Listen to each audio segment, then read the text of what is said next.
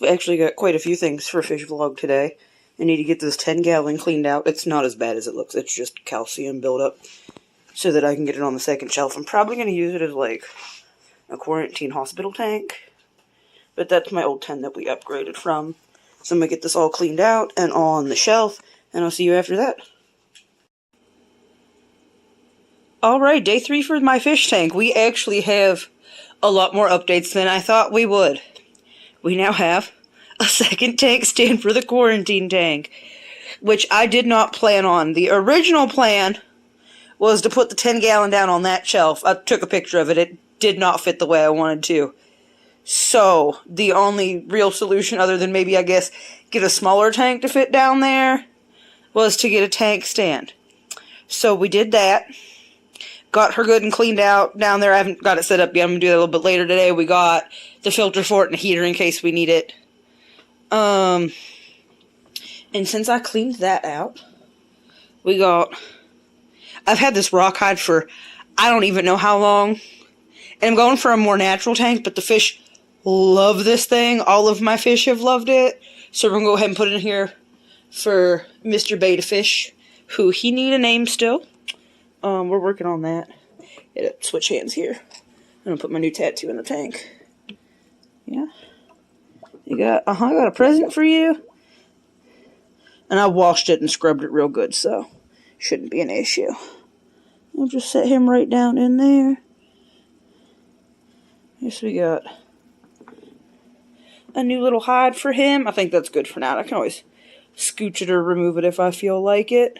I also wanted to do the water test strips today to see what's going on. I don't imagine there will be a huge difference from day 1, but I do know sometimes the tannins from hardwood can soften your water, and we live downtown in a city, so we've got hard water. So I was just curious to see if that would do anything.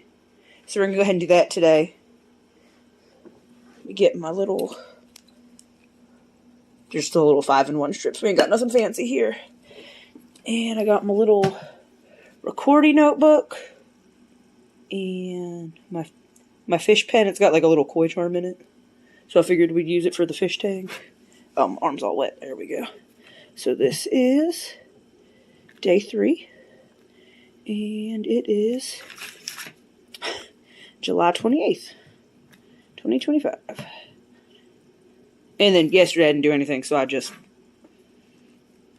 went ahead and wrote NA down. So we've got general hardness, carbonate hardness, pH, nitrites, and nitrates. I get one of these little fellas. Oh, and I also did order one of those phone holders that goes around your neck. It's supposed to be here tomorrow. So we'll be hands-free and stable. That's exciting. Alright, get this guy. We swish him in the tank for a couple seconds.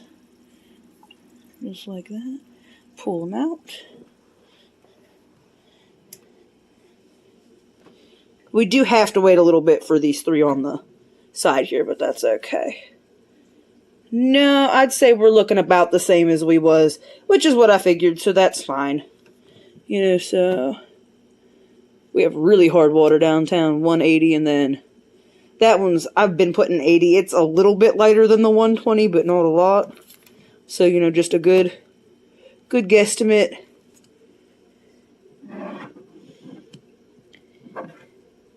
pH has gone up a little bit. It was a 7 the last time I did this. Looks like it's about an 8. So we'll go ahead and do a water change today then. Get that pH back to something more neutral. And then 0 and 0. Alright, so that did answer my question. The driftwood did in fact do something to the tank. I just, like I said, didn't know what it would do. There was only one way to find out. Thankfully, 8's not too basic. And Mr. Fish has been super happy, living his best life in this 20-gallon tank. So, I haven't seen any adverse health effects from it as of yet, but it hasn't been that long either, so I'm going to go ahead and do probably a 20% water change, and we'll see if that helps a little bit with the pH. I'll go ahead and retest afterwards so I can record it. And then I also got, which I don't need yet, but that's okay, one of these the magnetic scrubbies. So I don't gotta, like, stick my arm the whole way down in the tank. I've had one of those before, and they are very nice.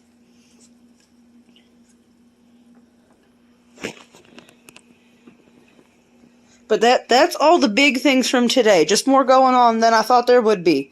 But that's not a bad thing. That means there's some sort of progress, whether it was wanted or not.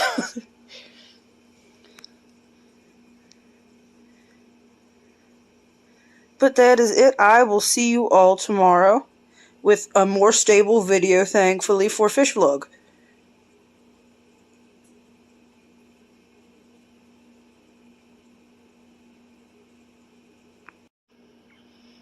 So, I just wanted to correct myself here. Actually, driftwood should make the pH go down, and it going up might just be my city tap water sitting overnight. So it was about an 8. I did a 20% water change, and we're down to a 7.5, just to see what would happen. So I'm going to go ahead and say it's probably just my tap water, and it's not really a huge concern. Like I said, 8 is safe for the fish, so I'm not too worried. Just interesting things I'm learning, because I also learned it could potentially be the type of sand, but I checked, and mine's just a silicate, so it shouldn't do anything with the pH at all.